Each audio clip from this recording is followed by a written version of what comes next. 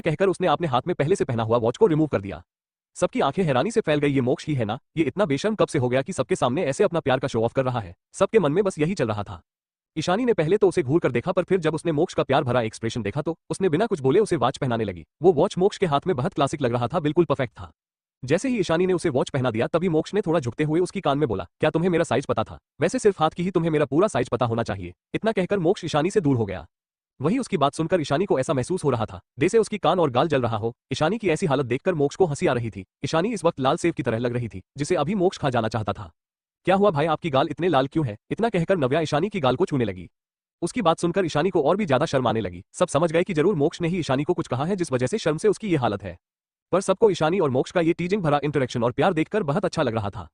उन्होंने ने कभी नहीं सोचा था कि मोक्ष इतना रोमांटिक हो सकता है, क्योंकि मोक्ष हमेशा लड़कियों को दूर रहता था। अगर कोई लड़की जानबूझकर उसके करीब आने की कोशिश करती थी तो मोक्ष उसे दुनिया से गायब करने से पहले एक बार भी नहीं सोचता था। उसकी इस डेविल अवतार को देखकर सबको डर था कि कहीं मोक्ष को जिंदगी भर कोई लड़की पसंद न आए और वो कुंवारा ही ना रह जाए। पर ईशानी के साथ मोक्ष का बर्ताव देखकर सबको थोड़ी राहत मिली। कम से कम अब तो उन्हें मोक्ष की शादी और बच्चे देखने को मिलेंगे। वहीं दूसरी तरफ मेहरा मैंशन के आगे आकर एक टैक्सी रुकी और उसमें से 4 लड़कियां बाहर आए। फाइनली हम पहुंच गए, चलो हमें देखकर तो क्यूटी सरप्राइज हो जाएगी, एक लड़की ने कहा। तो दूसरी लड़की ने उसके सिर पर तपली मारकर बोली, हम तो सरप्राइज दे देंगे पर इस चक्कर में कहीं हम उसकी गुस्से की ज्वाला को ना भड़का दे। रितिका, जब उसे पता चलेगा कि हम किसी को बिना बताए छुपकर यहाँ आए हैं तो वो जरूर गुस्सा होगी। उसकी बात सुनकर साइड में खड़ी लड़की बोली, हाँ ये तो तू सही कह रही है काव्या, भले ही वो हमारी दोस्त है पर हमारे दादाजी भी उससे डरते हैं, जरूर हिटलर बन जाएगी हम सबको देखकर। ये चारों कौन है आपको तो पता चल ही गया होगा। ये ईशानी की चारों दोस्त नंदिनी, रितिका, काव्या और अनुजा है जो ईशानी को सरप्राइज देने के लिए छुपकर यहाँ आ गए हैं। चारों अपने हाथों में बैग लिए गेट के पास चले गए। जब गॉड ने चारों लड़कियों को देखा तो उन्हें पालिटली पूछा, आपको किससे मिलना है? ईशानी से, इशू से, क्यूटी से, ईशा से, चारों से एक साथ कहा पर अलग तरीके से, इसलिए गॉड कंफ्यूज हो गया। चारों ने एक दूसरे को देखा, फिर काव्या बोली, हमें ईशानी से मिलना है, हम सब उसकी दोस्त है। जब गॉड ने सुना कि ये सब ईशानी मैम के दोस्त हैं तो गॉड ने तुरंत उन्हें अंदर आने दिया, क्योंकि रविकांत जी और ईशानी ने उन्हें स्ट्रिक्टली कहा था कि अगर कोई ईशानी से मिलने आए तो उन्हें मत रोकना। चारों अंदर चले गए। हॉल में इस वक्त सुकेत जी को छोड़कर बाकी सब मौजूद थे। समीर भी आज घर में था, शाम को इंपोर्टेंट मीटिंग थी सिटी से बाहर, इसलिए ऑफिस ना जाकर उसने घर से ही ऑनलाइन काम कर रहा था। जैसे ही चारों हॉल में पहुंचे तो सब उन्हें देखने लगे। उन्हें कोई भी नहीं जानता था, सब कंफ्यूजन से उन चारों को देख रहे थे। तभी बटलर आकर समीर और बाकी सबको देखकर बोला, सर ये ईशानी मैम के फ्रेंड है, उनसे मिलने आए हैं। उसकी बात सुनकर सबने अपना सिर हाँ में हिला दिया। तभी दादाजी और दादी माँ हॉल में आए तो चारों उन्हें देखकर खुश हो गए। दादाजी और दादी माँ भी ईशानी की चारों दोस्त को देखकर खुश हो गए। नंदिनी, रितिका, काव्या, अनुजा बारी बारी से जाकर दादाजी और दादी माँ के पैर छू लिया। अक्सर वीडियो कॉल में उन्होंने एक दूसरे को देखा था, इसलिए पहले से सब दादा दादी को जानते थे। बच्चों तुम सब आ रहे हो तो हमें बताया क्यों नहीं? ना ही ईशानी ने हमें बताया, दादाजी ने उन सबको देखकर प्यार से पूछा। तो रितिका बोली, अरे दादाजी, हम तो ईशानी को सरप्राइज देने के लिए आए हैं, उसे तो पता ही नहीं कि हम सब आने वाले हैं। उसकी बात सुनकर दादाजी और दादी माँ को हंसी आ गई। वही बाकी सभी घर वाले बस उन्हें देख रहे थे, किसी को उनके बारे में कुछ नहीं पता था, इसलिए सब चुप थे। वही प्रिया गुस्से से जल रही थी, ये ईशानी क्या कम थी कि अब उसकी दोस्त भी यहाँ आ गए। तभी आरती जी बोली, माँ पापा क्या आप इन सबको जानते हैं? ये सब ईशानी की दोस्त है। हाँ ये चारों ईशानी की दोस्त है और हमारी पोती जैसी है। दादाजी की बात सुनकर प्रिया की मुठिया कस गई। दादाजी उसे कचरा की तरह देखते हैं पर अब ईशानी की फ्रेंड को प्यारी पोती कह रहे हैं, क्या ईशानी की फ्रेंड भी उससे अच्छे है? तभी नंदिनी बोली, वैसे दादाजी इशू कहाँ है? आप उसका कमरा दिखा दीजिए, हम उसे सरप्राइज देना चाहते हैं। अरे ईशानी तो बाहर गई है, उसे कुछ काम था, कुछ देर बाद आ जाएगी, तुम सब रेस्ट करो, वो जब आ जाएगी तब जितना चाहे सरप्राइज दे देना, दादी माँ ने हंसते हुए बोली। उन्होंने सर्वेंट को इशारा किया तो सर्वेंट उन सबकी बैग्स लेकर गेस्ट रूम में रखने के लिए चले गए। रितिका, नंदिनी, काव्या, अनुजा तीनों वही दादाजी और दादी माँ के साथ जाकर सोफे पर बैठ गए और बातें करने लगे। बाकी सब बस उनकी बातें सुन रहे थे, क्योंकि ज्यादातर बातों में ईशानी की जिक्र था। जब आरती जी को उनके बारे में कुछ पता चल गया तो आरती जी ने पूछा, वैसे तुम सब ने ग्रेजुएशन के बाद क्या करने का सोचा है? और ईशानी वो तो तुम्हारी दोस्त है, वो कौन सी फील्ड में मास्टर करने वाली है? आरती जी ईशानी के बारे में जानना चाहती थी, पता नहीं क्यों उनका मन हो रहा था ईशानी के बारे में ज्यादा जानने के लिए। बाकी सब भाई भी जानना चाहते थे ईशानी के बारे में, इसलिए वो सब भी सुनने लगे। अभी कोई कुछ कहता कि उससे पहले ही प्रिया, जिसे ये सब बर्दाश्त नहीं हो रही थी, उसने फेक स्माइल करके आरती जी की तरफ देखते हुए बोली, मोम आप भी कैसी सवाल कर रही है? ईशानी डॉक्टर है तो उसी फील्ड में पढ़ा होगा। फिर रितिका, नंदिनी, काव्या और अनुजा की तरफ देखकर कहा, आप सब ईशानी की दोस्त है ना? मैं उसकी बहन हूँ, मुझे पता है ईशानी पहले पढ़ाई में अच्छी नहीं थी, शायद उसने बहुत मुश्किल से ये स्किल हासिल करके डॉक्टर ईशा बनी होगी। वैसे जब ईशानी पहले इस घर में आई थी तब तो उसकी कोई दोस्त नहीं थी, लगता है तुम सब उसकी यहाँ से जाने के बाद दोस्त बने हो। फिर थोड़ा मायूस होते हुए बोली, पहले ईशानी अनाथ आश्रम में रहती थी, इसलिए जब वो यहाँ आए तो वो एडजस्ट नहीं कर पाती थी। उसने इतना बड़ा घर कभी देखा नहीं होगा ना, और अब भी शायद उसे इतनी बड़े घर की आदत नहीं हुई है, इसलिए वो ज्यादातर बाहर ही रहती है। मुझे खुशी है कि आप सब ईशानी के दोस्त हैं और उनके साथ थे, नहीं तो शायद वो पहले की तरह ही अकेली रह जाती। प्रिया ने ये सब ऐसे कहा था जैसे वो ईशानी के बारे में कितना अच्छा सोचती है, पर असल में तो उसने ईशानी के दोस्तों के सामने उसकी इमेज खराब करने की कोशिश किया था, ये बताकर कि ईशानी एक अनाथ की तरह रहती थी और उसमें कोई गुण कोई टैलेंट नहीं है। वो बस ईशानी को उसकी दोस्तों के सामने नीचा दिखाना चाहती थी, ताकि उसकी दोस्त भी ईशानी से दूर हो जाए, ताकि प्रिया की बदला पूरा हो जाए। क्योंकि ईशानी की वजह से ही उसकी दोस्त संजीव, जो कि उसके लिए एक अच्छा मोहरा था, उससे दूर हो गया था और सबके सामने ही उससे दोस्ती तोड़ लिया था, जिस वजह से प्रिया को उस वक्त सबके सामने बहुत शर्मिंदगी महसूस हुई थी। वो ये सोचकर खुश हो रही थी कि उसने ईशानी की दोस्तों के सामने उसकी इमेज खराब कर दिया है। तभी नंदिनी जो प्रिया की मुंह से ईशानी के लिए इतनी सारी बकवास सुनकर अब तक गुस्से से आग बबूला हो गई थी, वही बाकी तीनों को भी यही हाल था। ऋतिका, काव्या, अनुजा भी प्रिया को गुस्से से घूर रहे थे। आरती जी और चारों भाइयों को भी प्रिया की बातें बिल्कुल पसंद नहीं आई थी। कोई कुछ बोलता उससे पहले ही नंदिनी गुस्से से बोली, तुम होती कौन हो मेरी इशू के बारे में ये सब बोलने वाली? और हाँ, फॉर योर काइंड इन्फॉर्मेशन, मेरी इशू हर एक फील्ड में टॉप पर। उसके पास सिर्फ मेडिकल स्किल ही नहीं, वो हर स्किल में माहिर है। वो इतनी इंटेलिजेंट है कि उनसे आधे टाइम में ही ग्रेजुएशन कंप्लीट कर लिया था और उसने बिजनेस एडमिनिस्ट्रेशन में भी मास्टर किया था और उसने इस पूरे इंडिया में टॉप किया था, जिसे तुम जैसे बेकार लड़कियां कभी अचीव ही नहीं कर सकती। तभी ऋतिका ने गुस्से में बोला, अगर वो चाहे तो एक सेकंड में पूरे बिजनेस वर्ल्ड को अपने घुटने पर लाने की ताकत रखती है। ओके, और तुम क्या ये इस घर के लिए इतनी प्राउड फील कर रही हो? और तुम्हारी हिम्मत कैसे हुई मेरी क्यूटी को नीचा दिखाने की? अनुजा भी उन दोनों की साथ देते हुए बोली, तुम जो कोई भी, मुझे फर्क नहीं पड़ता, शायद सबको बुरा लग सकता है, पर मेरी ईशानी की पेंट हाउस भी इस मेंशन से बड़ा है और तुम कह रही हो उसे बड़े घर की आदत नहीं है। इसी हजारों मेंशन भी वो चुटकियों में खरीद सकती। वो गुस्से में आगे कुछ बोलती उससे पहले ही काव्या ने उसे रोक दिया। बस करो और कुछ मत बोलो, तुम सब चुप रहो। फिर दादाजी और दादी माँ की तरफ देखकर बोली, सॉरी दादाजी दादी माँ, ये तीनों ईशानी से बहुत प्यार करते हैं। ईशानी खिलाफ एक शब्द भी ये नहीं सुन सकते, इसलिए इन्होंने इतना कुछ बोल दिया। उसकी बात सुनकर और दादा दादी को देखकर ऋतिका, नंदिनी और अनुजा भी चुप हो गए।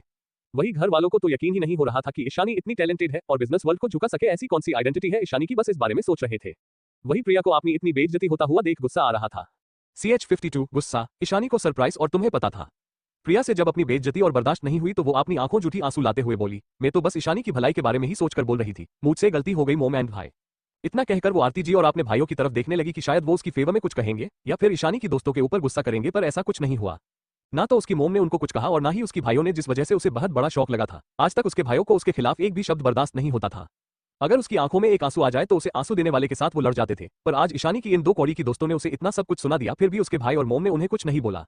क्यों ये सब क्यों हो रहा है? क्या अब वो उनकी प्यारी प्रिंसेस और बेटी नहीं है? क्यों सब कुछ इतना बदल रहा है? क्यों उसके घर वाले अब ईशानी से अच्छा बर्ताव करने लगे हैं? उसे कुछ समझ नहीं आ रहा था। गुस्से उसकी मुठ्ठियां कस गई थी, उसकी नाखून उसकी स्किन में चुभ रही थी, पर वो तो अपने गुस्से और नफरत में इस कदर डूबी हुई थी कि उसे कुछ समझ ही नहीं आ रहा था और ना ही दर्द हो रहा था। तभी बाहर गाड़ियां रुकने की आवाज आई तो दादाजी बोले, लगता है ईशानी वापस आ गई है। वहीं बाहर गाड़ी में मोक्ष ईशानी की उंगलियों से खेल रहा था। वो नहीं चाहता था ईशानी उससे दूर जाए, वो ऐसे ही ईशानी को अपने बाहों में समेट कर रखना चाहता था। मुझे जाने दो और तुम भी जाओ, ईशानी ने मोक्ष के बलों को सहलाते हुए बोली। उसकी बात सुनकर ना चाहते हुए भी मोक्ष ने ईशानी को छोड़ा और बोला, कल तुम ऑफिस जल्दी आ जाना, तुमसे दूर रहना मेरे लिए किसी मौत की सजा से कम नहीं है बेबी डॉल। ईशानी ने एक स्माइल पास की और अपना सिर हिलाकर कार से बाहर चली गई। मोक्ष कार से बाहर नहीं आया था। ईशानी के वहां से जाते ही उसकी कार भी वहां से बाहर निकल गई। गेट के बाहर 3 बॉडीगार्ड्स की कार खड़ी थी, क्योंकि वो गेट के अंदर नहीं गए थे। वही जैकी भी विला चला गया था और राजवंश फैमिली की तरफ से जितना भी गिफ्ट ईशानी को मिला था, ईशानी ने जैकी के हाथों अपने पर्सनल विला भिजवा दिया था, क्योंकि वो इस वक्त किसी के सवाल का जवाब नहीं देना चाहती थी। वही हॉल में ईशानी आ गई है सुनकर काव्या, ऋतिका, अनुजा, नंदिनी चारों जाकर यहाँ वहां छुप गए। वही सभी घरवाले उनकी हरकतें देख रहे थे, किसी को कुछ समझ नहीं आ रहा था। तभी जैसे ही ईशानी हॉल में अंदर आई तो किसी ने पीछे से उसकी आंखों पर हाथ रख दिया। ये कोई और नहीं ऋतिका थी। वही बाकी तीनों भी आकर उसके सामने खड़े हो गए, पर ईशानी बिल्कुल चुपचाप खड़ी थी, जैसे कि उसे पता हो कि ये किसकी हरकतें हैं। चारों ने एक दूसरे को इशारा किया तो ऋतिका ने ईशानी की आंखों से अपनी हाथ हटा लिए। तो नंदिनी, काव्या, अनुजा ने ईशानी को गले लगा लिया, वही ऋतिका ने भी पीछे से ईशानी को गले लगा लिया। वही ईशानी उन चारों को ऐसे देख रही थी जैसे कोई माँ अपनी बिगड़ैल नादान बच्चे को देखता है। तभी ऋतिका उससे अलग होकर उसके सामने आकर मुंह फूला कर बोली, क्यूटी, तू इतनी चुप क्यों है? क्या हम सबको देखकर तुझे शौक नहीं लगा? तू इतने रिलैक्स क्यों नजर आ रही है? तुझे तो हम सबको देखकर सरप्राइज और एक्साइटेड होना चाहिए था, पर यहाँ तो हम खुद ही सरप्राइज देने के बाद एक्साइटेड और शॉक हो गए हैं। इतना कहकर वो सबको देखने लगी। हाँ, एटलीस्ट तुझे हम सबको देखकर झूठ मूठ का ही सही पर सरप्राइज तो हो जाना चाहिए था ना। हम कितने मेहनत से और सबसे छुप कर तुझे यहाँ सरप्राइज देने आए थे, पर यहाँ तू है कि हमें देखने के बाद भी तेरे चेहरे पर कोई एक्सप्रेशन नहीं है। नंदिनी ने भिभापना मुंह बनाते हुए बोला, यार हमारा पूरा प्लान खराब हो गया। ये तो सरप्राइज नहीं हुई, उल्टा हम ही इसकी एक्सप्रेशन से सरप्राइज हो गए। अनुजा ने भी नंदिनी और ऋतिका की साथ देते हुए बोली। तभी काव्या कुछ सोचते हुए अपनी आंखें बड़ी करते हुए बोली, इसका मतलब तुझे पता था कि हम सब यहाँ आने वाले हैं? उसकी बात सुनकर ईशानी ने एक तिरछी स्माइल करके बोली, स्मार्ट गर्ल, क्या तुम्हें इतनी देर से समझ आया? ईशानी की बात सुनकर सब शॉक हो गए, फिर सब ने एक दूसरे की तरफ देखकर अपना सिर हिला दिया। उन्हें पता था उनकी ये डेविल दोस्त की नजर से कुछ नहीं छुपता, उसकी नजर हर पल उनके ऊपर ही बनी हुई। ये तो वो लोग ही है जिन्हें याद नहीं था कि उनकी दोस्त क्या क्या कर सकती है। तभी ईशानी थोड़ी नाराज अंदाज में बोली, तुम सबको ऐसे बिना किसी को बताए आने की क्या जरूरत थी? क्या तुम लोग भूल गए हो कि हमारे कितने दुश्मन हैं? उसकी बात सुनकर ऋतिका ने अपना मुंह बनाते हुए बोली, बस अब अपनी लेक्चर देना शुरू मत कर दियो मेरी क्यूटी हिटलर। हम बहुत केयरफुल थे आते वक्त, ऐसे भी जब तक तुम हो तब तक भला कोई हम लोगों का क्या ही बिगाड़ सकता है। तुम्हारी नाम सुनकर ही अब डर कर भाग जाएंगे, इसलिए इतना परेशान होने की जरूरत नहीं है। ऐसे भी तुम यहाँ अकेले घूम रहे हो और हम वहाँ दिल्ली में, हम अच्छा नहीं लग रहा था, इसलिए हम भी आ गए तुम्हारे साथ मजे करने। अब हम साथ में मस्ती करेंगे। उसकी बात सुनकर सबको हंसी आ गई। ईशानी की होंठों में भी एक छोटी सी स्माइल आ गई। उसे ऋतिका की इस बच्चों वाली बिहेवियर की आदत थी। ऋतिका की नेचर ही ऐसी थी कि बुरे से बुरे माहौल में भी वो दूसरों को हंसा देती थी। दादाजी ने सबको बैठने को बोला तो सब बैठ गए। ईशानी भी अपने चेहरे पर सीरियस एक्सप्रेशन लिए उनके पास ही बैठ गई। ईशानी उन सबको देखकर बोली, तुम सब यहाँ कितने दिन रहने वाले हो? उसकी बात सुनकर नंदिनी थोड़ी नाराजगी और गुस्से में बोली, क्यों, क्या तू नहीं चाहती है कि हम सब यहाँ रहें? ईशानी ने उसे घूर कर देख तो उसने आपने मुंह मोड़ लिया, जैसे जताना चाहती हो कि वो ईशानी से बहुत नाराज है। उन दोनों की रिएक्शन को देखकर तभी काव्या बोली, ईशा हम सब आज यहाँ रुकेंगे और कल में रितिका और काव्या घर जाएंगे, सिर्फ नंदिनी यहाँ रहेगी तेरे पास, हम यहाँ आते रहेंगे। परसों हम सब अनुजा के घर जाएंगे क्योंकि उन्होंने सबको आने के लिए बोला है।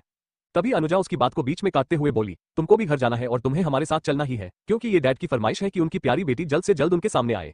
ईशानी ने बस अपना सिर नामे हिला दिया क्योंकि वो इन सब के बात मानने के अलावा और कुछ भी नहीं कर सकती थी।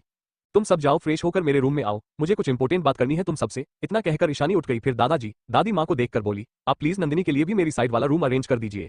ईशानी की बात सुनकर दादाजी ने हाँ में अपना सिर हिलाकर बोले, ठीक है मैं सर्वेंट को कहकर बच्ची के लिए रूम रेडी करवा देता हूँ।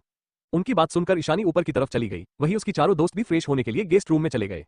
सॉरी एवरीवन, मेरी लिटिल फिंगर में शिफ्टिंग के वक्त एक छोटा सा कांच का टुकड़ा घुस गया था, जिस वजह से परसों छोटा सा सर्जरी हुआ था, इसलिए मैं चैप्टर नहीं लिख पाई। कल भी मैंने बड़ी मुश्किल से चैप्टर लिखा था क्योंकि आप सब मेरी चैप्टर का वेट करते हैं। हालांकि मैं अपनी लिटिल फिंगर को तो लिखने के लिए उसे नहीं करती हूँ, फिर भी लिखते वक्त उस फिंगर पर प्रेशर की वजह से थोड़ा पेन हो रहा है, इसलिए मैं ज्यादा चैप्टर नहीं दे पा रही हूँ। इसलिए सॉरी, और मैं कल से दर्द थोड़ा कम होने के बाद बड़ा और एक से ज्यादा देने की कोशिश करूंगी।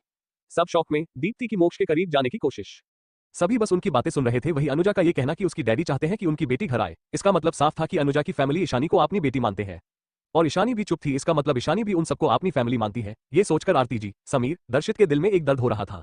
वही रिहान और अयान को भी ये अच्छा नहीं लगा कि कोई और फैमिली ईशानी को अपनी बेटी मानती है, पर वो कुछ कर भी तो नहीं सकते थे ना, क्योंकि ईशानी उन्हें एक नजर देखती भी नहीं थी, जैसे वो सब उसके लिए कोई अजनबी हो। तभी आरती जी, जिनकी आंखें थोड़ी नम हो गई थी, उन्होंने अपनी भाव छुपाते हुए दादाजी और दादी माँ की तरफ देखकर बोली, माँ पापा क्या ईशानी की दोस्त यहीं से है? उन्होंने ये काव्या की बात सुनकर पूछा था क्योंकि काव्या और अनुजा घर जाने की बात कर रहे थे। वो भी जानना चाहते थे कि ईशानी की दोस्त किस फैमिली में बिलोंग करती है, ताकि वो एश्योर हो कर सके कि ईशानी किसी गलत संगति में नहीं है।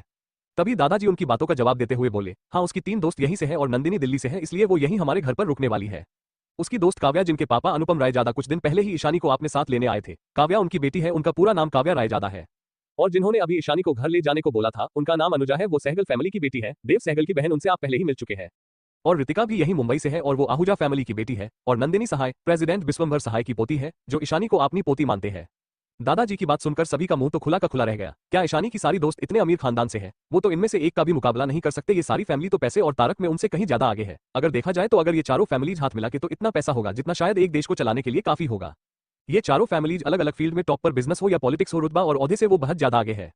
पहले तो आरती जी सोच रहे थे कि शायद ईशानी मेहरा फैमिली की बेटी है, जिस वजह से इन लोगों ने ईशानी से दोस्ती कर लिया है फायदा उठाने के लिए, पर वो भूल गए कि ईशानी ने मेहरा फैमिली से 1 रुपया भी नहीं लिया था जो कोई दूसरा उसकी फायदा उठा सके।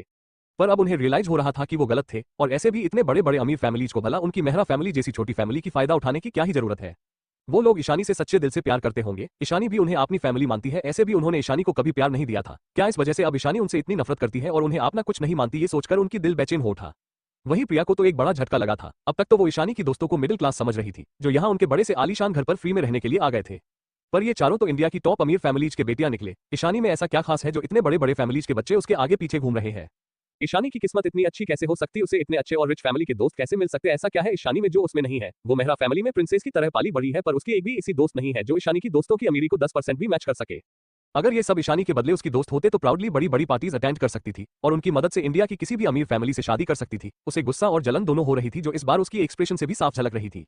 पर किसी का भी ध्यान उसकी तरफ नहीं था, नहीं तो सबको पता चल जाता कि प्रिया की एक्सप्रेशन कितने घटिया है। वही समीर, दर्शित, रेहान, अयान तो हैरान थे और मन ही मन सोच रहे थे क्या उनकी बहन उन्हें फिर कभी अपनी फैमिली मानेगी? कैसे 4 साल पहले उन्हें भाई भाई कहकर बुलाती थी और प्यार से उनके लिए उनकी पसंद की खाना बनाती थी, क्या ऐसा कभी हो पाएगा? क्या कभी ईशानी मिस्टर मेहरा के बदले फिर से उन्हें भाई कहकर बुलाएगी? जवाब तो किसी के पास नहीं था, पर सबकी मन में एक आस थी कि कभी ना कभी ईशानी पहले जैसी हो जाएगी और उन्हें भाई कहकर बुलाएगी, पर एक डर भी था कि कहीं ये उनका सपना बनकर ना रह जाए। वहीं दूसरी तरफ मोक्ष अपने ऑफिस में अभी मीटिंग अटेंड करके आया था। आज उसका मूड काफी अच्छा था क्योंकि पहली बार उसकी बेबी डॉल ने उसे कोई गिफ्ट दिया था, वो भी इतने स्पेशल। क्योंकि ईशानी ने उन दोनों की वॉच में एक ऐसी चिप लगाया था जिससे वो दोनों जब चाहे एक दूसरे को मैसेज करके उनके आसपास की आवाज को भी सुन सकते हैं। मोक्ष अपनी चेयर पर बैठ गया और आज सुबह कार में ईशानी की कही हुई बात को सोचने लगा। उसकी चेहरे पर इस वक्त एक प्यारी सी स्माइल दी। फ्लैशबैक, मोक्ष और ईशानी दोनों कार में एक दूसरे की बाहों में थे। मोक्ष बार बार ईशानी और अपनी कपल वॉच को देख रहा था, जैसे उसे कोई खजाना मिल गया हो। क्या तुमने मेरे लिए ये 2 साल पहले ही बना लिया था? क्या तब तुम्हें पता था कि हम फिर कभी मिलेंगे? मोक्ष ने ईशानी की सिर को सहलाते हुए प्यार से पूछा। मुझे यकीन था कि हम दोनों फिर से जरूर मिलेंगे, इसलिए मैंने ये वॉच हम दोनों के लिए बनाया था। इस वॉच से हम दोनों कभी भी एक दूसरे से बात कर पाएंगे और हम एक दूसरे की लोकेशन और एक दूसरे के साइड की बातों को भी सुन पाएंगे। अगर हम दोनों में से कोई भी प्रॉब्लम में होगा तो हम दोनों को ही इस वॉच के जरिए पता चल जाएगा, और सबसे अच्छी बात, हम इस वॉच के जरिए एक दूसरे को कभी भी लोकेट कर पाएंगे।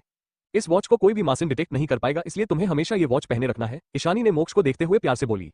तो मोक्ष ने प्यार से उसकी होंठों को चूम लिया और बोला, कभी नहीं तुम मुझे कुछ दोगी तो मैं हमेशा उसे अपने पास रखूंगा। इतना कहकर मोक्ष ने ईशानी की होंठों को अपने होंठों में भर लिया और किस और सक करने लगा। फ्लैशबैक एंड, मोक्ष ने इस वक्त सुकून से अपनी आंखें बंद कर रखा था, तभी उनके केबिन के डोर पर नॉक हुआ। कम इन, इतना कहकर मोक्ष ने फिर से अपने एक्सप्रेशन को हमेशा की तरह कोल्ड कर लिया, जैसे वो यूजुअली रहता था। ये तो बस अपनी बेबी डॉल के अगोस में और उसकी सपनों में खोते वक्त ही उसकी चेहरे पर थोड़ी बहुत स्माइल रहती थी, टीयर्स ऑफ जॉय।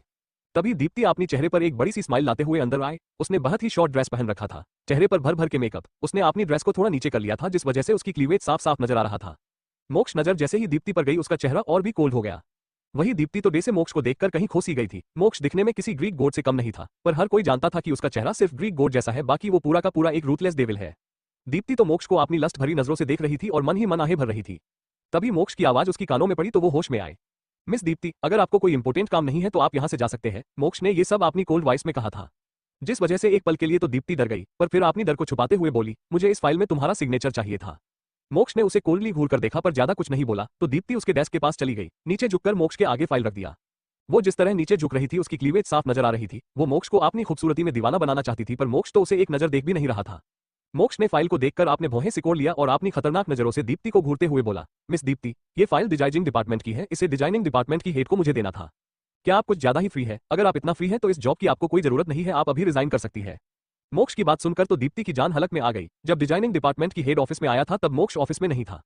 तब ज्यादा तक सेक्रेटरियल डिपार्टमेंट के एम्प्लॉय भी नहीं आए थे। वो तो यहाँ आज इसलिए जल्दी आ गई थी ताकि वो मोक्ष को रिझा सके। उसे पता था मोक्ष बहुत जल्दी ऑफिस आ जाता है, पर आज मोक्ष ऑफिस नहीं आया था, इसलिए जब उसने डिजाइनिंग डिपार्टमेंट की हेड को मोक्ष के ऑफिस की तरफ जाते हुए देखा तो उसने उससे नॉर्मली बातचीत करना शुरू कर दिया। जब उसे पता चला कि उन्हें मोक्ष से काम है और किसी फाइल में मोक्ष की सिग्नेचर चाहिए, तो उसे एक आइडिया आया इस फाइल के बहाने मोक्ष के पास जाने की। इसलिए उसने खुद ही हेड से इंसिस्ट किया कि वो उसे फाइल दे दे, वो मोक्ष से सिग्नेचर करा के उनके डिपार्टमेंट में भिजवा देगी। तो वो हेड भी मान गया, क्योंकि अब तक तो ऑफिस में डिप्टी और उसकी नई चमचियों ने ऑफिस में ये बात फैला दिया था कि दीप्ति के फैमिली और राजवंश फैमिली दोस्त है और मोक्ष और दीप्ति की शादी की बात चल रही है। और दीप्ति की ये बात सबने मान भी लिया था, क्योंकि दीप्ति रहान परिवार की बेटी थी और सबको पता था कि दीप्ति के डैड वीरेंद्र रहाने हैं और उन लोगों ने उन्हें कई बार यहाँ देखा भी था और जानते थे कि राजवंश फैमिली और रहान फैमिली के बीच अच्छी कनेक्शन है। दीप्ति अभी डर रही थी कि कहीं मोक्ष सच में उसे अभी जॉब से ना निकल दे। अगर ऐसा हुआ तो वो कैसे मोक्ष के करीब जाएगी और कैसे उसे अपना बनाएगी। मोक्ष कोल्डली दीप्ति को देखते हुए बोला, मिस दीप्ति, मेरे केबिन से बाहर जाइए। मोक्ष की इतनी सर्द आवाज सुनकर दीप्ति कुछ कहने ही वाली थी कि तभी मोक्ष का फोन रिंग हुआ। जैसे ही मोक्ष की नजर कॉलर आईडी पर गया तो उसकी कोल्ड नजरें अचानक से सॉफ्ट हो गई और उसकी होंठों पर एक छोटी स्माइल आ गई। वही दीप्ति ने जब देखा कि मोक्ष फोन देखकर स्माइल कर रहा है तो वो क्यूरियस हो गई जानने के लिए कि मोक्ष को कौन कॉल कर रहा है। मोक्ष कॉल उठाने जा रहा था, पर जब उसने अभी भी दीप्ति को अपने केबिन में देखा तो उसने गुस्से में अपनी कोल्ड आवाज में बोला, get lost from my cabin. उसकी इतने गुस्से भरी आवाज सुनकर दीप्ति ना चाहते हुए भी बाहर चली गई। उसकी जाने के बाद मोक्ष ने तुरंत कॉल रिसीव कर लिया और बोला, बेबी डॉल। CH54, मोक्ष की सिडिक्टिव बातें, आरती जी और सुकेत जी का पछतावा आंसू। वहीं ईशानी जो इस वक्त अपने लैपटॉप के सामने बैठी थी, मोक्ष की इतनी गहरी आवाज सुनकर एक पल लिए उसकी आवाज में खो गई। फिर आपने सेंस में वापस आकर बोली, नकुल ऑफिस जा रहा है, उसे प्रोजेक्ट रिलेटेड फाइल दे देना। क्या बस तुम्हें इतना ही कहना था? क्या और कुछ नहीं कहना? मोक्ष ने थोड़ा नाराजगी से बोला। उसे तो लगा था उसकी बेबी डॉल उसे मिस कर रही है, जिस वजह से उसने उसे कॉल किया है, पर उसकी बेबी डॉल ने तो उसका मूड ही बिगाड़ दिया। मोक्ष की नाराजगी भरी आवाज सुन ईशानी हल्की से स्माइल करते हुए बोली, हाँ वैसे तुम्हें क्या लगा मैं क्या कहने वाली हूँ? ईशानी की स्वीट वॉइस और हंसी सुनकर मोक्ष हो गया, वो भूल गया कि वो नाराज था। फिर कुछ सोचकर स्माइल करके हंस की वॉइस में बोला, क्यों ना आज तुम और मैं एक साथ रात बिताए बेबी डॉल। मैं तो रात भर तुम्हारे होंठों का रस पीना चाहता हूँ और तुम्हारी मीठी सिसकियों की आवाज सुनना चाहता हूँ। क्या कहती हो तुम? क्या आज हम दोनों? इतना कहकर वो रुक गया और उसकी होंठों पर इस वक्त एक तिरछी स्माइल थी। वही ईशानी तो उसकी बात कर शर्म से लाल हो रही थी। मोक्ष की हंसकी वॉइस और बेशर्मी भरी बातें सुनकर ईशानी को ऐसा लग रहा था जैसे मोक्ष ये सब फोन पर नहीं बल्कि उसके कान के पास कह रहा है। इस वक्त ईशानी तो कुछ बोल ही नहीं पा रही थी। ईशानी को खामोश देख इधर मोक्ष की स्माइल और भी बड़ी हो गई।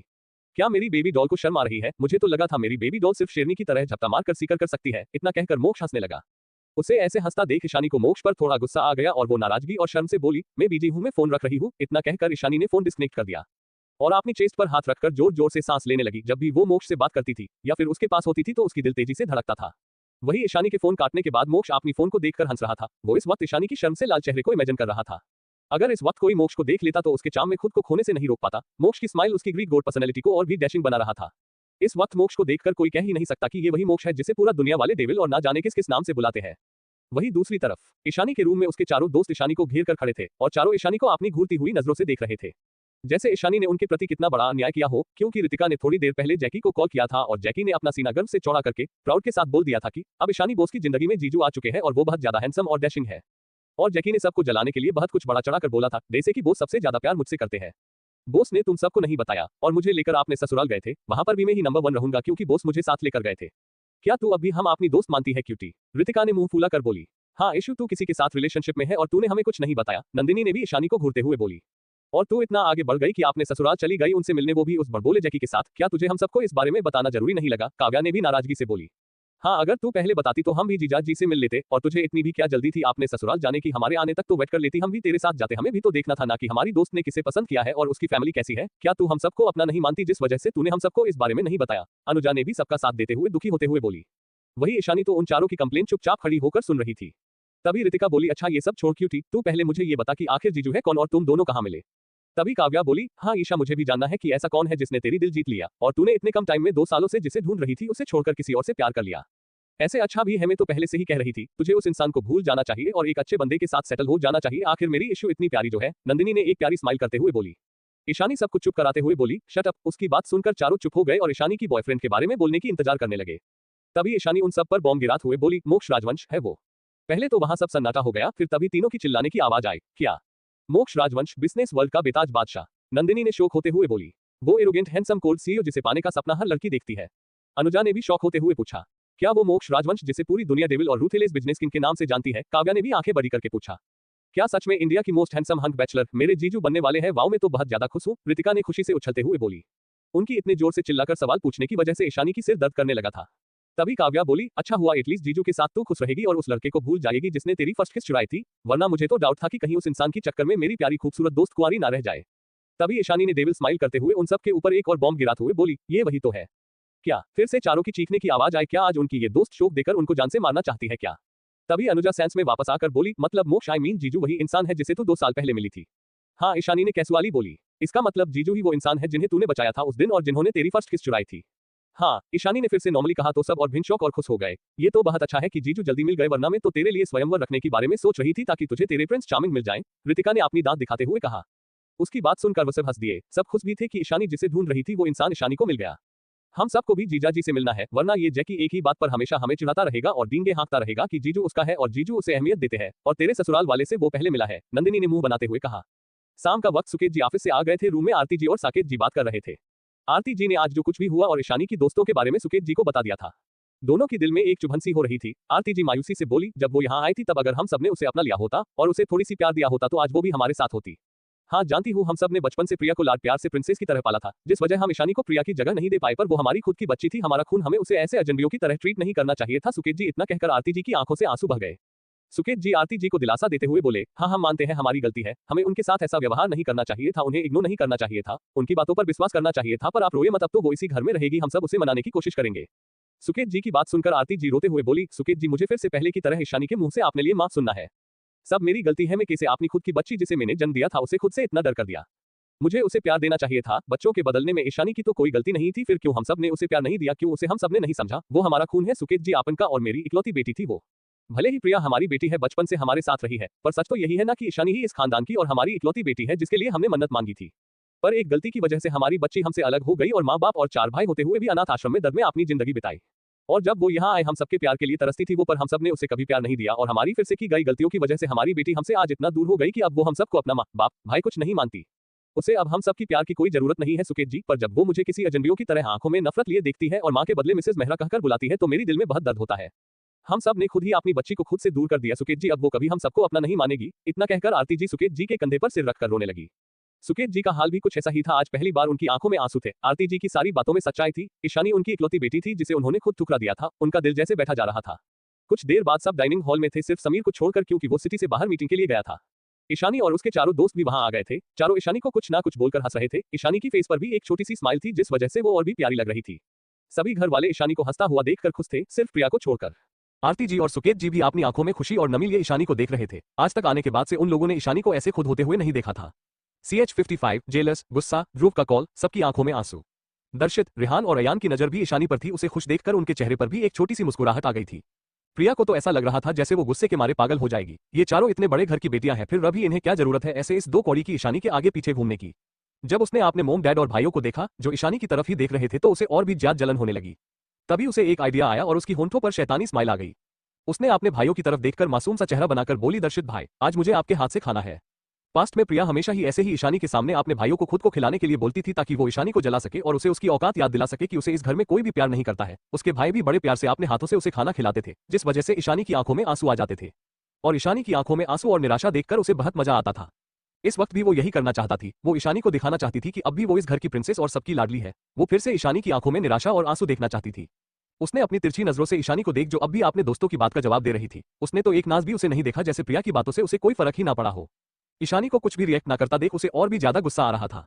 वहीं दर्शित भी ईशानी की तरफ ही देख रहा था। पास्ट में प्रिया हमेशा ऐसे ही ईशानी की आगे चारों भाइयों में से किसी ना किसी को खाना खिलाने को बोलती थी और वो सब भी उसकी बातें मान जाया करते थे और प्रिया को बड़े प्यार से खाना खिलाते थे। हालांकि दर्शित ने सिर्फ एक बार ही प्रिया को खाना खिलाया था, वो भी प्रिया की बार बार कहने के बाद, क्योंकि वो घर में भी ज्यादा मिलता जुलता नहीं था। पर पहले जब भी समीर, रेहान, अयान प्रिया को प्यार से खाना खिलाते थे तब दर्शित ने ईशानी की आंखों में आंसू और हट देखा था।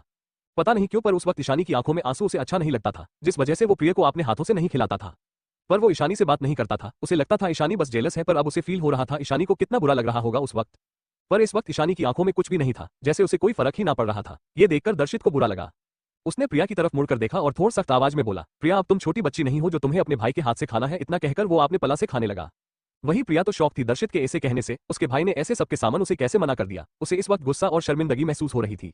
उसने अपनी मोम डैड की तरफ देखा जो कुछ नहीं बोल रहे थे, तो उसने रेहान की तरफ देखकर मासूम शकल बनाते हुए बोली, भाई। उसके इतना कहने से ही रेहान समझ गया कि प्रिया क्या चाहती है। उसने निराशा में अपना सिर हिला दिया और हार मानकर प्रिया को अपने हाथों से खिलाने लगा। रेहान को खुद को खिलाने से प्रिया खुश हो गई और घमंड के साथ ईशानी की तरफ देखा, जैसे कहना चाहती हो, देखा मेरे भाई मुझसे कितना प्यार करते हैं। पर ईशानी तो उसकी तरफ देख भी नहीं रही थी, वो तो अभी भी अपनी दोस्तों से बात करते हुए खाना खा रही थी। जब दर्शित ने ईशानी को अभी भी नॉर्मल देखा, फिर उसने प्रिया को देखा जो ईशानी की तरफ देख रही थी। प्रिया को ईशानी की तरफ देखता पाकर दर्शित की भौहें वापस में सिकुड़ गई। क्या प्रिया ईशानी को जलाना चाहती है? उसने सोचा, फिर अपना सिर झटक कर खाना खाने लगा। थोड़ी देर बाद जब सबका खाना ऑलमोस्ट आधा हो गया था, तभी नंदिनी का फोन बजा। जैसे ही उसने कॉलर आईडी देखी तो बिना कुछ सोचे समझे कि वो डाइनिंग टेबल पर है, उसने फोन उठा लिया तो फोन स्क्रीन पर एक हैंडसम फेस दिखा। नंदिनी ने फोन घुमा लिया, फिर उसने देखा कि वो कहाँ है तो वो थोड़ी अकवर्ड हो गई। तो दादी माँ हंसते हुए बोली, परेशान मत हो बच्ची, तो यही बात कर ले। तो नंदिनी खुश होकर स्क्रीन को अपने तरफ घुमाकर बोली, हेलो भाई। तो उधर से शांत मगर सॉफ्ट आवाज आई, क्या कर रही हो गुड़िया, और मेरी प्रिंसेस क्या कर रही है? उसकी बात सुनकर नंदिनी हंसते हुए अपनी आंखें मटकाती हुई बोली, मैं तो खाना खा रही थी। फिर ईशानी की तरफ फोन की स्क्रीन करते हुए बोली, और ये रही आपकी प्रिंसेस, खुद ही देख लीजिए। ईशानी को देखते ही वो शख्स जो कि नंदिनी का भाई ध्रुव था, वो स्माइल करते हुए बोला, पड़ा सॉरी सवालों की बारिश कर डाला। प्रिंसेस तुम वहां ठीक तो हो ना? आप मेरा कॉल क्यों नहीं उठा रहे हो 2 दिन से? क्या आपको आपके इस भाई की याद नहीं आ रही है? तुम्हें पता है मुझे आपकी कितनी चिंता हो रही थी कि पता नहीं मेरी प्रिंसेस वहां कैसे होगी। ऐसे भी तुम्हें तो अपनी जरा सी भी फिक्र नहीं है और ना ही तुम अपनी ख्याल रखती हो। उसके इतने सारे सवाल एक के बाद एक सुनकर ईशानी को कुछ बोलने का मौका ही नहीं मिल रहा था। फिर ईशानी ने अपना सिर झटका और ध्रुव के शांत होने का इंतजार करने लगी। वही नंदिनी, रितिका और काव्य ईशानी की इस हालत पर अपने मुंह पर हाथ रख के हंस रहे थे। अब क्या हुआ, तुम कुछ बोल क्यों नहीं रही हो प्रिंसेस? ध्रुव ने ईशानी को चुप देखते हुए बोला। तो ईशानी बोली, आप कुछ बोलने दोगे तो मैं कुछ बोलूंगी ना भाई, आप मुझे बोलने कहाँ दे रहे हैं? ईशानी की बात सुनकर ध्रुव चुप हो गया। तो ईशानी बोली, मैं बिल्कुल ठीक हूँ भाई, आप कैसे हो? ईशानी ने प्यारी सी स्माइल के साथ पूछा। 4 सालों में सारे भाइयों में से ईशानी ने सबसे ज्यादा वक्त अपने ध्रुव भाई के साथ ही बिताया था और इस वजह से उसके सारे भाई ध्रुव से जेलस रहते थे और ईशानी से हमेशा फेवरेटिज्म करने की कंप्लेन करते रहते थे और इस बात से ध्रुव को बहुत ज्यादा मजा आता था। ध्रुव तो ज्यादातर दिल्ली में ही रहता था, जिस वजह से उसे ईशानी के साथ ज्यादा वक्त बिताने को मिल जाता था, क्योंकि बाकी सारे भाई तो मुंबई में ही रहते थे, जिस वजह से उन सबको ईशानी के साथ ज्यादा वक्त रहने को नहीं मिलता था। पर इस वक्त तो ईशानी मुंबई में थी तो ध्रुव को जेलस फील हो रहा था, क्योंकि अब से ईशानी बाकी भाइयों के साथ ज्यादातर रहने वाली थी। ध्रुव थोड़ा नाटक करते हुए बोला, मैं तो बहुत दुखी हूँ। फिर मासूम बनते हुए बोला, प्रिंसेस तुम्हें पता है ना कि मैं ही तुमसे सबसे ज्यादा प्यार करता हूँ। तुम उन बेवकूफ वेद और रुद्र के साथ ज्यादा टाइम मत बिताना, ठीक है? नहीं तो वो दोनों तुम्हें भी बिगाड़ देंगे मेरी प्यारी प्रिंसेस। ध्रुव की बात सुनकर ईशानी को हंसी आ गई। Tears of Joy. ऐसे तो उसका ये भाई बहुत बड़ा बिजनेसमैन बनता था, पर कभी कभी ऐसे बचकाना बात भी बोलता था जो सिर्फ उसके और नंदिनी के सामने ही थी। नंदिनी, रितिका, काव्या भी ध्रुव को ऐसे जलता हुआ देखकर मजा ले रहे थे। इस बात से अनजान की सारे घर वाले उन्हें ही देख रहे हैं। रेहान जो प्रिया को खाना खिला रहा था, ईशानी के मुंह से फिर से किसी के मुंह से प्यार से भाई सुनकर उसका हाथ रुक गया था। वीडियो कॉल होने की वजह से सबको ध्रुव की सारी बातें सुनाई दे रही थी। ध्रुव का इस तरह ईशानी पर हक जताना, प्रिंसेस बोलना और ईशानी का भी ध्रुव के लिए इतना प्यार देखकर तीनों भाइयों का दिल भारी हो रहा था। उन्हें बिल्कुल भी अच्छा नहीं लग रहा था ईशानी को किसी और को भाई बोलते देखकर। उन सब की आंखें नम हो गई थी, अब तो एक भी निवाला उनके गले से नहीं उतरने वाला था। वहीं सुकेत जी और आरती जी की आंखों में भी आंसू आ गए थे। अगर ईशानी के साथ उन सबने थोड़ा प्यार से और अपनेपन के साथ बर्ताव किया होता तो ईशानी उनके साथ भी आज ऐसे ही हंसी खुशी बात करती। उनकी बेटी आज उनके बदले किसी और को अपना परिवार मानती है, पर उन्होंने भी तो ईशानी के साथ वही किया था। ईशानी के सामने ही ईशानी को अपनाने से मना करके प्रिया को प्यार दिया था, जिस प्यार पर ईशानी का भी हक था। ये सब तो उनके कर्म का फल है जो आज उनकी बेटी उनसे नफरत करती है, उन्हें एक नजर देखना भी पसंद नहीं करती है। पर वो कुछ कर भी तो नहीं सकते, क्योंकि नफरत करने की वजह तो उन लोगों ने खुद ही ईशानी को दिया है। दर्शित, रेहान, अयान भी तो यही सोच रहे थे। ये उन सबका कर्म का फल है जो अब उन्हें मिल रही है। उनकी बहन उनसे बहुत दूर हो गई है, उन्हें अपना परिवार भी नहीं मानती है और आगे की कोई कह नहीं सकता कि वो उन्हें अपनी फैमिली मानेगी भी कि नहीं, पहले की तरह उनसे बात करेगी भी कि नहीं। अब तो ईशानी को उन सब की कोई जरूरत भी नहीं है। जैसे उन लोगों ने पहले ईशानी को अपनाने से मना कर दिया था, जैसे ईशानी के साम भी प्रिया से प्यार करते थे और प्रिंसेस की तरह रखते हैं, आज ठीक उसी तरह ईशानी ने भी उन सबको ठुकरा दिया है और फैमिली मानने से इनकार कर दिया है। आज उन्हें एहसास हो रहा था कि उस वक्त जब वो ईशानी के सामने ही प्रिया से प्यार करते थे और उसे इग्नोर कर देते थे, तब ईशानी को कैसा लगता होगा। रेहान ने प्रिया के सामने वो प्लेट रख दी जिस प्लेट से वो उसे खाना खिला रहा था और बोला, अब तुम खुद अपने हाथ से खा लो। इतना कहकर उसने टिश्यू से अपने हाथ साफ किया, फिर दूसरे प्लेट में अपने लिए खाना केकर खाने लगा। वही प्रिया को फिर से गुस्सा आ गया। उसकी सारी प्लान्स फेल हो रहा था, ना तो वो ईशानी को जलाने में कामयाब हो रही थी, ना ही उसे सबक सिखा पा रही थी। अभी के लिए इतना ही, मिलते हैं अगले चैप्टर में। CH56 ईशानी की बातें, सबका पछतावा था पर किसी का भी ध्यान प्रिया के ऊपर नहीं था। सुकेत जी और आरती जी को तो पछतावा हो रहा था, वहीं तीनों भाइयों का दिल बैठा जा रहा था। अब तो उन सबका भूख भी मर गया था। वही ध्रुव ईशानी से जिद कर रहा था कि वो जल्दी यहाँ आ जाए और उसके लिए उसकी फेवरेट डिशेज बनाए। मेरी प्यारी प्रिंसेस, तुम्हें पता है ना मुझे तुम्हारी हाथ की बनाया हुआ खाना कितना पसंद है, क्या तुम एक बार और अपने सबसे प्यारे भाई के खाना नहीं बनाओगी? ध्रुव की बात सुनकर ईशानी ने उसे देखा, फिर अपना सिर मजबूरी में हाँ में हिला दिया। ऐसे भी वो अपने भाई से बातों में नहीं जीत सकती थी। ईशानी की हाँ सुनते ही ध्रुव खुशी से नाचते हुए बोला, ये हुई ना बात मेरी प्रिंसेस वाली, में जब आऊंगा तो पक्का तुम्हारे लिए सबसे न्यू एडिशन की स्पोर्ट्स कार लेकर आऊंगा। तभी नंदिनी मुंह फूला कर बोली, भाई क्या आप अपने गुड़िया को भूल गए? क्या आप मेरे लिए कोई गिफ्ट नहीं लाएंगे? नंदिनी की बात सुन ध्रुव हंसते हुए बोला, मैं भला तुम्हें कैसे भूल सकता हूँ, मैं तुम सबके लिए गिफ्ट लेकर आऊंगा, पर सबसे अच्छा गिफ्ट तो मेरी प्रिंसेस की होगी। पांचों दोस्त सब ऐसे ही बात करते हुए खाना खा रहे थे। ईशानी को छोड़कर बाकी सब हंसी मजाक कर रहे थे। वही ईशानी शांति से ध्रुव से खाते हुए बात कर रही थी। अब उनका टॉपिक बिजनेस पर आ गया था। जब रिहान से और बर्दाश्त नहीं हुआ तो उसने जानबूझकर ईशानी की ध्यान अपनी तरफ खींचने के लिए ईशानी के पास जो सब्जी का बोल था उसे पॉइंट करते हुए बोला, ईशानी क्या तुम वो बोल मुझे पास कर दोगी? वही ईशानी जिसकी नजर ध्रुव पर थी, रिहान को उससे बोल मांगता देख उसकी भौहें आपस में सिकुड़ गई। रितिका ने भी ईशानी की मूड को नोटिस कर लिया और नंदिनी को इशारा किया तो नंदिनी समझ गई। फिर ध्रुव को देख बोली, भाई हम आपसे बाद में बात करते हैं, बोलकर उसने कॉल डिस्कनेक्ट कर दिया। वही बाकी सब भी ईशानी को ध्यान से नोटिस कर रहे थे। तीनों भाई आज से ईशानी की तरफ देख रहे थे कि शायद ईशानी उनसे थोड़ी सी ही सही बात कर ले। वही सुकेत जी और आरती जी भी समझ रहे थे कि रिहान ईशानी के साथ क्लोज होने की कोशिश कर रहा है। इस बात से दोनों खुश भी थे। वही प्रिया को तो अब और भी गुस्सा आ रहा था। वो भी देख पा रही थी कैसे उसके भाई ने उसे खाना ना खिलाते हुए ईशानी को देख रहे थे। फिर अब वो ईशानी से बात करने की कोशिश कर रहे हैं, जबकि वो खुद भी बोल ले सकते थे, पर उन्होंने ईशानी को बोला। वही ईशानी को वो पल याद आ रहा था जब वो अपने हाथों में कुकिंग करके अपने भाइयों को प्यार से देने की कोशिश करती थी। कैसे वो सब उसे इग्नोर कर देते थे। कितनी बार इन सबने उसकी इंसल्ट भी किया था, ये कहकर कि उसके हाथ का लो स्टैंडर्ड खाना वो नहीं चाहते। कैसे पिछले जन्म में उसकी मेहनत से बनाया हुआ खाने को प्रिया के कहने पर वो फेंक देते थे, नहीं तो सर्वेंट को दे देते थे। अपने पेरेंट्स और भाइयों को इतनी मेहनत और प्यार से बनाया हुआ खाने को फेंकता देख ईशानी को उस वक्त बहुत दर्द होता था। पर अफसोस उस वक्त उसे समझने वाला कोई भी नहीं था। एक बार तो प्रिया के कहने पर उसके बनाए हुए खाने को उसके सामने ही इन लोगों ने कुत्ते को खिला दिया था। उस दिन वो बहुत टूट गई थी। उसके बाद उसने खाना बनाना छोड़ दिया था। उसे तो याद भी नहीं कि पिछले जन्म में उसे कितनी चोट लगी है, कितनी बार गर्म खाने से उसकी हाथ जल गया है। अगर इस जन्म में भगवान ने उसे दूसरा मौका ना दिया तो इस जन्म में भी शायद वो अब तक पिछले जन्म की तरह ही इन सबके प्यार के लिए सब कुछ कर रही होती।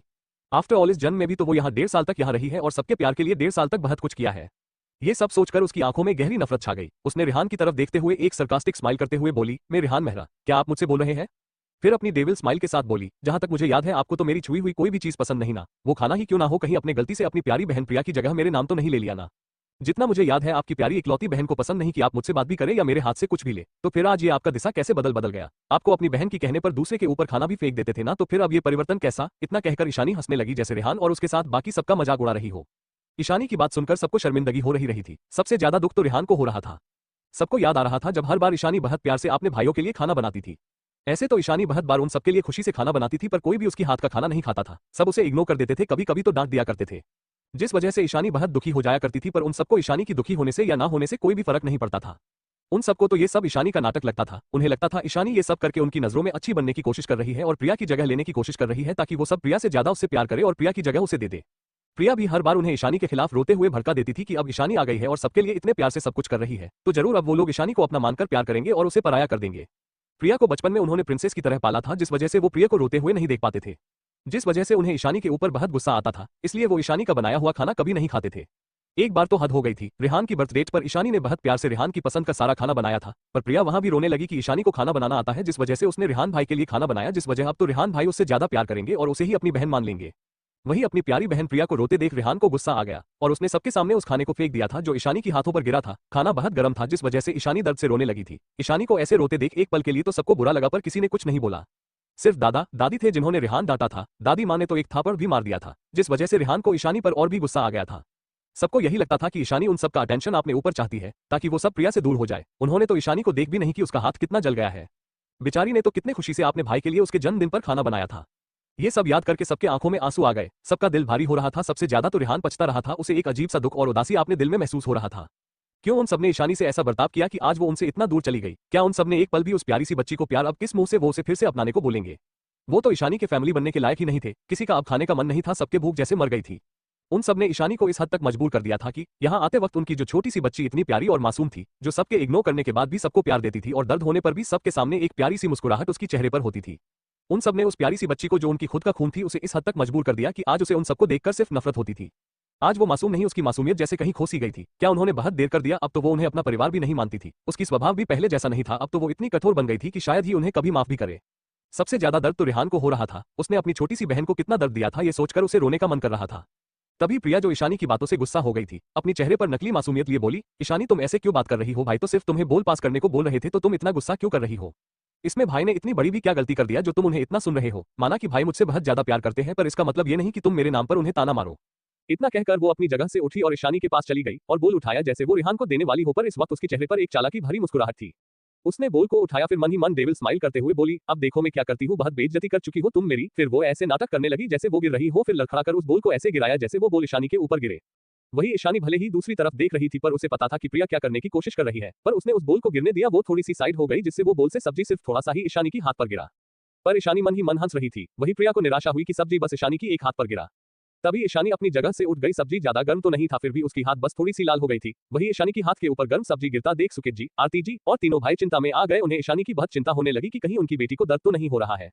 वो ईशानी के पास आने ही वाले थे, तभी ईशानी ने प्रिया को एक जोर का थापड़ लगाया। थापड़ इतना जोर से लगा था कि प्रिया की कान काम करना बंद हो गया। उसका एक गल पूरी तरह से सूज गया था, उसका चेहरा एक तरफ झुका हुआ था। 57 प्रिया की इंसल्ट, सबकी यादें और गिल्ट। इस वक्त प्रिया की चेहरा एक तरफ झुकी हुई थी, सब ईशानी को देख रहे थे जो गुस्से में लग रही थी। प्रिया को अपने गाल पर जलन हो रहा था, दर्द से उसकी आंखों में आंसू आ गए थे। उसने अनिश्वास और गुस्से की मिले जुले भाव से ईशानी को देखा जो उसे ही गुस्से में देख रही थी। तभी प्रिया की फिर से दर्द से चीख निकल गई क्योंकि ईशानी ने आपने सामने रखा डाल का बोल प्रिया के ठीक राइट साइड हाथ पर फेंक दिया था, जैसे प्रिया ने ईशानी के ऊपर जानबूझकर फेंका था। दाल गर्म थी जिस वजह से प्रिया को बहुत जलन हो रही थी, उसकी आंखों से सच में आंसू बहने लगे। वही घर वाले तो अब भी शौक थे, वही दादा दादी को कोई फर्क नहीं पड़ा क्योंकि जब ईशानी के साथ ये सब हो रहा था तो कोई कुछ नहीं बोला था। अब जब ये सब प्रिया के साथ हो रहा था वो देखना चाहते थे कौन क्या कहने वाला है। नंदिनी, ऋतिका, काव्या, अनुजा ये चारों तो बड़े मजे से ये सब देख रहे थे। ऐसे भी ईशानी के साथ रहते रहते उन्हें दुनिया की सबसे खतरनाक चीजें देखने की भी आदत हो गई थी, फिर ये तो बस एक नॉर्मल बात है। उन्होंने तो ईशानी को अपने दुश्मन को एसिड से नहलाते हुए देखा था, तो फिर इस गरम दाल के प्रिया के ऊपर फेंकने से भला वो क्यों शौक होंगे। प्रिया को चिल्लाते देख आरती जी, दर्शित, रेहान सब उसके पास आ गए। आरती जी ने प्रिया की हाथ को पकड़ लिया। जब सबने प्रिया की हाथ को देखा तो प्रिया की हाथ थोड़ा लाल हो गया था गर्म दाल गिरने से। आरती जी ने प्रिया की हाथ को धीरे धीरे टिश्यू से साफ करते हुए ईशानी से बोली, ये क्या हरकत है, अपनी बहन के साथ ऐसा कैसे कर सकती हो तुम, देखो उसकी हाथ कितना जल रहा है। वही प्रिया जो गुस्से और दर्द से पागल हो रही थी, जैसे ही उसने अपनी मोम और भाइयों को अपनी केयर करते देखा तो दर्द में भी उसके दिल में एक सेटिस्फैक्शन आ गई।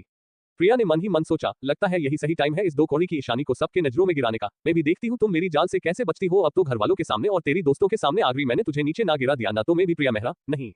अगर एक बार ईशानी के दोस्त उससे अलग हो गए तब ये ईशानी क्या करेगी, मैं भी देखती हूँ। इन सब की वजह से ही उड़ रही है ना, अब देखो मैं कैसे तुम्हारी दोस्तों को छीनकर अपने साइड करती हूँ। इतना सोचकर उसने नाटक करते हुए और जोर से रोते हुए सबको देखते हुए बोली, मोम भाई आप ईशानी पर ज्यादा नाराज मत होइए, शायद ये मुझसे बहुत गुस्सा है इसलिए इसने मुझे मारा होगा। उसने ये सब ऐसे कहा जैसे सबको लगे कि वो कितनी अच्छी है और ईशानी की उसके साथ इतने बदतमीज करने के बाद भी, थापड़ मारने के बाद भी वो ईशानी को बचाना चाहती है, पर असलियत क्या है ईशानी और उसके दोस्त जानते थे। दर्शित ने ना चाहकर भी सॉफ्ट टोन में ईशानी की तरफ देखकर पूछा, तुमने प्रिया पर हाथ क्यों उठाया और तुमने ये डाल के फेंका प्रिया के ऊपर। प्रिया ने तो बस गलती से बोल गिरा दिया था, क्या इसके लिए तुम्हें इतने हाइपर होने की जरूरत है। तभी ऋतिका की नजर जब ईशानी की हाथ पर गई तो वो जल्दी उठकर ईशानी के पास आ गई और ईशानी हाथ को पकड़ लिया जो रेड हो गया था। ऐसे भी ईशानी की स्किन दूध जैसी सफेद थी जिस वजह से उसकी स्किन पर रेड निशान बहुत ज्यादा दिख रहा था। क्यूटी तुम्हारी हाथ तो जल गई है, इतना कहकर वो तुरंत एक बोल में पानी ले आए और ईशानी की हाथ को उसमें डुबा दिया। उसके सारे दोस्त भी उसके पास आ गए। किसी को नहीं पता था कि प्रिया ने जिस सब्जी को गिराया था वो थोड़ा गर्म था और अब तक ईशानी को प्रिया को सबक सिखाते देख तीनों ही मजा ले रहे थे, जिस वजह से उन्होंने ठीक से ईशानी की हाथ को देखा नहीं था। वही जब आरती जी और दर्शित और बाकी सब ने ईशानी की हाथ को देखा जो लाल हो गई थी तो सबको याद आया कि प्रिया की हाथ से सब्जी ईशानी पर गिर गई थी, जरूर इस वजह से उसे चोट लग गई होगी। दर्शित ने जल्दी से प्रिया की हाथ को छोड़ दिया और ईशानी के पास गया और उसकी हाथ पकड़ने की कोशिश करते हुए बोला, तुम्हारी हाथ तो जल गई है, जल्दी चलो मेडिसिन लगा लो वरना जलन कम नहीं होगी। उसकी आवाज में प्यार और चिंता दोनों ही झलक रहा था। पर जैसे ही उसने ईशानी के हाथ को छुआ ईशानी ने दर्शित की हाथ को झटक दिया। अब तक तो रेहान अयान भी प्रिया को छोड़ ईशानी के पास आ गए थे। ईशानी को खुद को ऐसे झटकते हुए देख दर्शित को बहुत बुरा लगा पर उसने कुछ नहीं बोला। वही आरती जी को भी ईशानी की चिंता हो रही थी, पर वो जानती थी अगर वो इस वक्त ईशानी के पास गई तो शायद ईशानी और भी गुस्सा हो जाए, इसलिए वो अभी भी वहीं खड़ी थी। उन्होंने प्रिया की हाथ को छोड़ दिया था। अब तो उन्हें जैसे याद ही नहीं थी कि प्रिया दर्द में है, वो तो बस ईशानी की तरफ ही अपनी कंसर्न भरी नजरों से देख रही थी। और ये सब देखकर प्रिया का घुस पल पल बढ़ता जा रहा था। उसे बिल्कुल बर्दाश्त नहीं हो रहा था कि उसकी फैमिली उसे छोड़ उस कल की आई हुई ईशानी की इतनी केयर कर रहे हैं। ये बात उसे ईशानी से और भी ज्यादा नफरत करने पर मजबूर कर रही थी। वही ईशानी ने दर्शित को झटकते हुए बोली, मिस्टर दर्शित मेहरा प्लीज मुझसे दूर रहिए, मुझे अनजान लोगों की टच पसंद नहीं है। फिर उसने प्रिया को एक बार अपनी कोर नजरों से नफरत से देखा, फिर आरती जी की तरफ देखकर बोली, मिसेस मेहरा मैंने आपसे पहले कहा था ना मेरा इस फैमिली से कोई रिश्ता नहीं है, तो फिर आपकी हिम्मत कैसे हुई अपनी कचरे से उठाई हुई बेटी को मेरी बहन कहने की। मेरी बहनों का स्टैंडर्ड आपकी इस कचरे से बहुत ज्यादा है, इसलिए अगली बार मुझे इस घटिया की बहन कहने की और मेरा रिश्ता किसी से जोड़ने की कोशिश भी मत करना। आपकी इस बेटी की स्टैंडर्ड तो मेरी सर्वेंट से भी बहुत नीचे है। ईशानी ने प्रिया की बेइज्जती करते हुए बोला। अपनी इतनी इंसल्ट होता देख और ईशानी को उसे कचरा कहते देख प्रिया को गुस्सा तो बहुत आ रहा था, पर वो चुपचाप खड़ी थी ताकि किसी को भी उसकी गुस्से का अंदाजा ना हो जाए। ईशानी फिर दर्शित की तरफ देखकर मेकिंग स्माइल करते हुए बोली, मिस्टर दर्शित मेहरा मैं आपकी तरह आंधी नहीं हूँ जो ये भी समझ नहीं पाऊंगी कि कौन जानबूझकर मुझे हट करना चाहता है और कौन अनजाने में। अगर अपनी अपनी बहन की इतनी ही चिंता है तो आप उसे संभाल कर रखिए ताकि जाने अनजाने में वो किसी ऐसे इंसान को प्रोवोक ना करे जिसे वो सहन ही ना कर पाए। सब ईशानी की बात को समझ रहे थे कि ईशानी क्या कहने की कोशिश कर रही है। वही प्रिया की आंखें गुस्से और आंसू की वजह से लाल हो गई थी। पहले उसकी कोई भी प्लान फेल नहीं हुई थी तो फिर अब बार बार उसकी सारी प्लानिंग फेल क्यों हो रही है। ईशानी वहां से सीधा अपने रूम की तरफ चली गई। उसके पीछे पीछे बाकी सब भी चले गए। नंदिनी भी आइस क्यूब और मेडिकल किट लेकर ईशानी के रूम की तरफ चली गई। बाकी सब वही रह गए। दादाजी और दादी माँ को भी ईशानी की चिंता हो रही थी, इसलिए वो भी वहां से चले गए। वही बाकी सब बस ऐसे ही चुप रह गए। दर्शित आपने उस हाथ को देख रहा था जिसे ईशानी ने झटक दिया था। क्या उसकी बहन को अब उसका छूना भी पसंद नहीं है? तभी रिहान दर्शित के कंधे पर हाथ रख के बोला, भाई आप ज्यादा उदास मत होइए, आप देखना ईशानी एक दिन फिर से पहले की तरह हो जाएगी और फिर से हम सबको एक दिन भाई बोलेगी। ये सब कहते हुए उसकी आंखों में नमी थी क्योंकि उसे आपने ही कही बात पर भरोसा नहीं था। अयान भी ऊपर ईशानी की रूम की तरफ देखकर बोला, भाई उसे चोट लगी है, उसे दर्द हो रहा होगा और इस सब से उसका गुस्सा होना लाजमी है। उसकी गुस्सा एक बार शांत हो जाए तो हम फिर से उसे मनाने की कोशिश करेंगे। तीनों को ईशानी की चोट देखकर चिंता हो रही थी, पर वो कर भी क्या सकते थे। ईशानी तो उन्हें खुद को हाथ लगाने भी नहीं देती थी।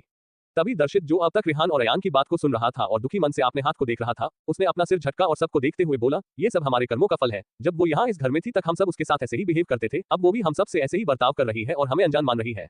उसने तो हम सबके साथ बस अभी ऐसा बर्ताव किया है और हमें अभी से दुख हो रहा, पर हम सबने तो उसके साथ 1.5 साल तक ऐसे ही बर्ताव किया है। तो जरा सोचिए उसे कैसा लगा होगा उस वक्त जब उसकी खुद की फैमिली उसे प्यार करने की जगह अपनाने से मना करके उसे अजनबियों जैसा बर्ताव किया था। तो क्या तुम दोनों को लगता है वो इतनी आसानी से हमें माफ कर देगी? इतना कहकर दर्शित वहां से चला गया। सुकेत जी जो अब तक चुपचाप खड़े थे उन्होंने आज भी कुछ नहीं बोला। उन्होंने आज फिर से ईशानी की आंखों में उन सब के लिए नफरत देखा जिस वजह से उन्हें ऐसा लग रहा था जैसे किसी भी पल वो गिल्ट और दर्द में मर जाएंगे। वही प्रिया की तो गुस्से का कोई ठिकाना ही नहीं था। दर्द उसे हो रही है, ईशानी से ज्यादा चोट उसे लगी है, फिर भी उसकी फैमिली ईशानी के बारे में ही सोच रहे हैं, उसकी तरफ तो कोई देख भी नहीं रहा है। गुस्से में प्रिया की मुठ्ठियां कसी हुई थी। उसने अपने गुस्से को छुपा लिया और रोते हुए बोली, सॉरी मोम डैड, भाई ये सब मेरी वजह से हो रहा है। अगर मैंने गलती से ईशानी के ऊपर सब्जी ना गिराया होता तो ईशानी गुस्सा नहीं होती और ना ही उसने मुझे थापड़ मारा होता और ना ही मेरे ऊपर गर्म चीजें फेंकती। ये सब मेरी गलती है। इतना कहकर वो रोने लगी। वो सबका ध्यान अपनी चोट की तरफ लाना चाहती थी ताकि सब देखे कि ईशानी से ज्यादा चोट उसे लगी है और सबके मन में ईशानी के लिए जो थोड़ी अफेक्शन आई है वो उसे धीरे धीरे फिर से बदल सके और फिर से पहले की तरह सबको ईशानी से नफरत करने पर मजबूर कर दे। पर किसी भी ध्यान उस पर नहीं था। रिहान और अयान तो अपने ही सोच में थे कि उन्हें अब कैसे अपनी बहन ईशानी को मनाना है, क्योंकि उन्हें भी पहले वाली ईशानी की बहुत याद आ रही थी जो उन्हें भाई भाई कहते हुए थकती नहीं थी, जो उन्हें प्यार से भाई बुलाकर उनके पास बैठ जाती थी। ये सब जब भी उन्हें याद आता था तब तब उनके दिल में एक टीसी उठती थी। आखिरकार थी तो वो उनकी अपनी ही बहन जिन्हें उन्होंने ही खुद से इतना दूर कर दिया है कि आज वो उन सब से नफरत करती है। सुकेत जी भी प्रिया की बातें सुनने की मूड में नहीं थे। उन्हें बहुत पछतावा हो रहा था ईशानी से पास में इसे बर्ताव करने के लिए। उन्हें आज भी रह रहकर हर दिन याद आ जाती थी जब ईशानी उन्हें पापा कहकर उनके पीछे भागती थी उन्हें टिफिन देने के लिए। कैसे वो उस वक्त छोटी से बच्ची होकर भी उनकी मनपसंद की खाना बनत थी, जबकि वो उस खाने को खाते भी नहीं थे। ये सब सोचकर उन्हें बहुत दर्द और पछतावा हो रहा था अपने किए पर। आरती जी का भी यही हाल था। उन्हें भी 4 साल पहले वाली ईशानी की याद आ रही थी जो उनके हाथ पकड़कर उन्हें मामा बुलाकर उन्हें अपनी हर दिन की स्कूल के एक्टिविटीज के बारे में बताने की कोशिश करती थी, जबकि वो तो उसकी कोई बात सुनने की वजह प्रिया की बात सुनते थे और ईशानी से इरिटेट होकर उसे डांट देते थे। 58 प्रिया का गुस्सा, डैनियल, मोक्ष की रोमांटिक बातें। सबका दिल भारी हो रहा था। मन में बस एक ही सवाल था कि कैसे ईशानी से नजरें मिलते। ईशानी तो अब उनसे बात करना तो दूर उनकी तरफ देखना भी पसंद नहीं करती। आरती जी ने एक सर्वेंट को प्रिया के हाथ पर मेडिसिन लगाने के लिए बोलकर वहां से चले गए, जैसे उन्हें प्रिया की कोई चिंता ही ना हो। अपनी मोम को इस तरह जा देखकर प्रिया की आंखें आंसुओं से भर गई। क्यों, क्या अब उसकी मोम को उसकी कोई परवाह नहीं है? क्या ईशानी की आप आने की वजह से सब कुछ बदल रहा है? उसे इस बात पर गुस्सा भी आ रहा थी क्यों उस 2 कैद की ईशानी की सब इतना केयर दिखा रहे हैं, जबकि वो तो बचपन से उनके साथ रही है, उनकी प्रिंसेस की तरह। पहले भी तो जब ईशानी इस घर में आई थी तब प्रिया ने सबके नजरों में ईशानी को गिरा दिया था। तब तो उसके मोम डैड और भाइयों को इस ईशानी की कोई परवाह नहीं थी, तो फिर अब क्यों उन्हें उसकी फिक्र हो रही है? पहले अगर उसे एक खरोच भी आ जाती तो उसकी मोम डैड भाई सब परेशान हो जाते थे और छोटी सी चोट पर भी डॉक्टर बुला लेते थे। तो आज उन्हें क्या उसकी फिक्र नहीं है? आज तो ईशानी ने सबके सामने उसे थापड़ मारा, इतनी गर्म चीजें उसके ऊपर फेंक दिया, फिर भी किसी ने भी ईशानी को कुछ नहीं बोला। ईशानी से ज्यादा चोट उसे लगी है, फिर भी उसके घर वाले उसे छोड़कर उस ईशानी की फिक्र कर रहे हैं और उसे ऐसे इग्नोर कर रहे हैं जैसे वो उनके लिए कुछ हो ही ना। उसने अपनी आंखों में आंसू लिए अपने डैड और भाइयों की तरफ देखा जिनकी नजरें कहीं और थी। फिर सुकेत जी भी वहां से अपने रूम की तरफ चले गए। फिर रेहान और अयान भी वहां से चले गए। उन सबके जाने के बाद प्रिया खुद को और नहीं रोक पाई। इस बार सच में उसकी आंखों में आंसू आ गए थे। उसे गुस्सा भी